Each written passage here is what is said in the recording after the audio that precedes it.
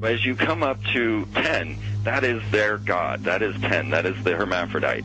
But if you stop at 9 and you skip to 11, skipping god, then you are a Luciferian. Because 11 is the number of the magician. It's the one step above. Once you have accomplished the tree of life, you are now the magician. You are one above 10. But they're doing it by skipping god.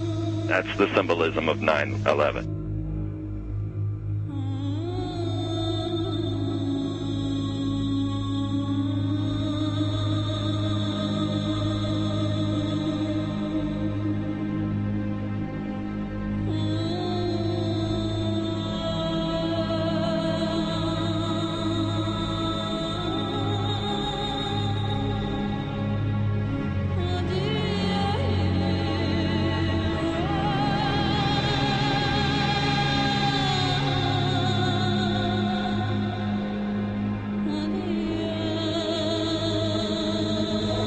It is a big idea, a new world order. We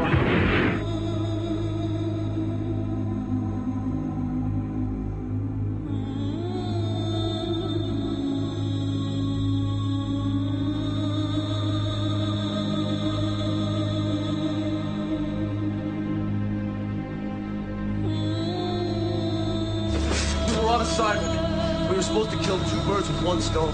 In Fight Club, Project Mayhem destroys a giant bronze spherical sculpture. This seems an obvious reference to the sphere at the World Trade Center complex. Trust me, everything's gonna be fine. In a pivotal scene reminiscent of 9/11, we see the destruction of skyscrapers and the change of a skyline. Second anniversary of the 9/11 attack on the World Trade Center, George Bush asked for an $87 billion increase in military spending.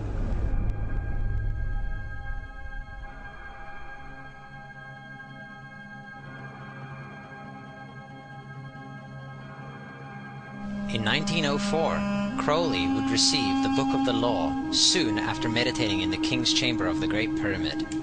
He claimed he had been contacted by a being called Aiwass. Crowley would also use this symbol in his work. Some of its meanings are said to include a reference to the number 77 in Hebrew and a connection to the god Pan. Crowley made this drawing of a non-human intelligence he saw during a ritual. Synchronous 23 has made the connection between Aiwass and the Wizard of Oz, and has further pointed out the similarities between Crowley's grey alien-like drawing and the depiction of the projection of the Wizard of Oz in the film version. The much overlooked theory has been put forward on the internet that when we are looking at George W. Bush, we are actually seeing Aleister Crowley's grandson. I have suggested that this video footage of George W. Bush reading The Pet Goat, coinciding with the start of the 9/11 mega ritual, is in fact a dedication of the 9/11 mega ritual to the great god Pan by Aleister Crowley's grandson.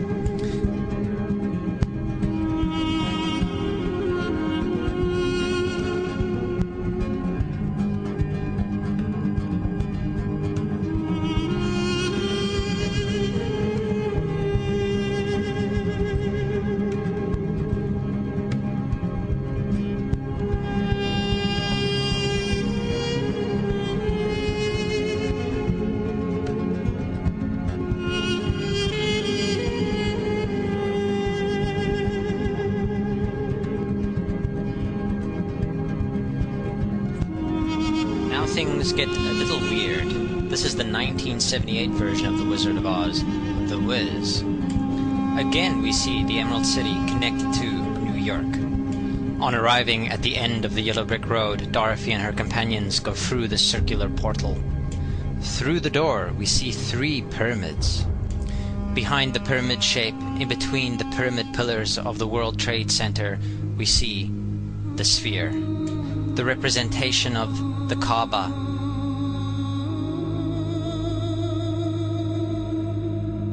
The inhabitants of Oz dance around the sphere in ritualistic fashion.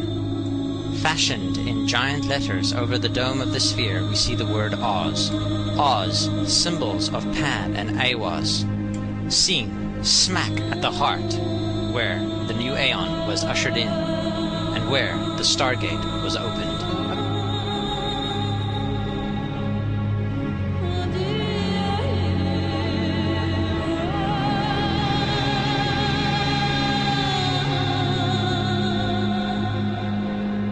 Between the Twin Towers is called the spherical caryatid. It was made by artist Fritz Koenig and was nicknamed the Sphere. We see that Koenig made this thing in Bavaria, the same place where the Illuminati was founded.